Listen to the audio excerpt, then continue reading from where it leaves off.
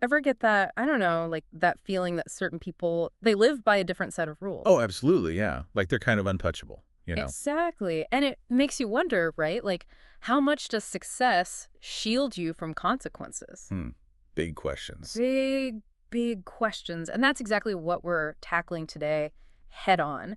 We're diving deep into the allegations against Puff Daddy, the whole thing. Yeah, this is a big one. It's everywhere you look right now. Everywhere. But we're going beyond the headlines, beyond the hot takes, and really trying to understand the potential fallout here, not just legally, but culturally too. Right, because this isn't just about one guy. It's about, I think, the whole system, you know? 100%. And that's where your expertise comes in, if you don't mind me saying. Happy to share what I know. So let's start unpacking this. We're dealing with some heavy stuff here. I mean, we're talking abuse, manipulation even. The source material does not hold back.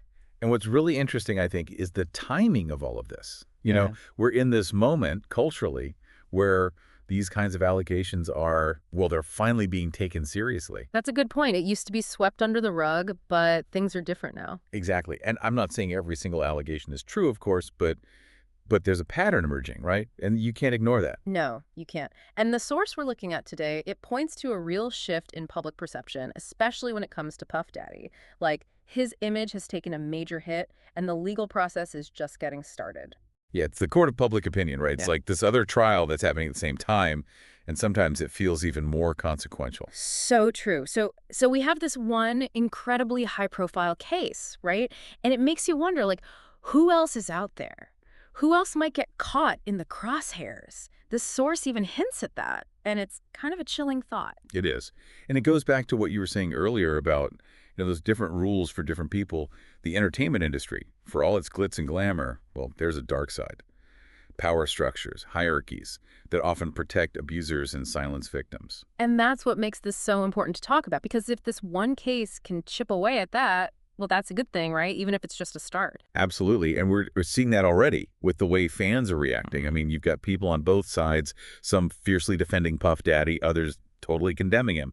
It's fascinating and a little sad, honestly. Totally. It speaks to the whole, like, hero worship thing, right? We put these celebrities on pedestals, and when they fall, it's like this huge, I don't know, existential crisis almost. And let's be real, we've seen this time and time again in music, in Hollywood, even in politics. It's like we want to believe the best about these people, so we ignore the warning signs or we explain them away. Yeah, it's easier that way, right? Okay. But back to Puff Daddy, I mean, this whole thing could cost him everything. He's got this massive business empire, and according to the source, it's all at risk now. Reputation is everything in this business. Mm. And once it's gone, it's incredibly difficult to recover, especially in the age of social media where news spreads like wildfire. Hmm. Look at what happened with, well, I won't name any names, but there are plenty of examples. Right. And the legal process, as we mentioned, it's ongoing, totally unpredictable at this point. So we're left with more questions than answers, it feels like. In a way, yes. Yeah. But even without a guilty verdict, this case has already sent shockwaves through the industry.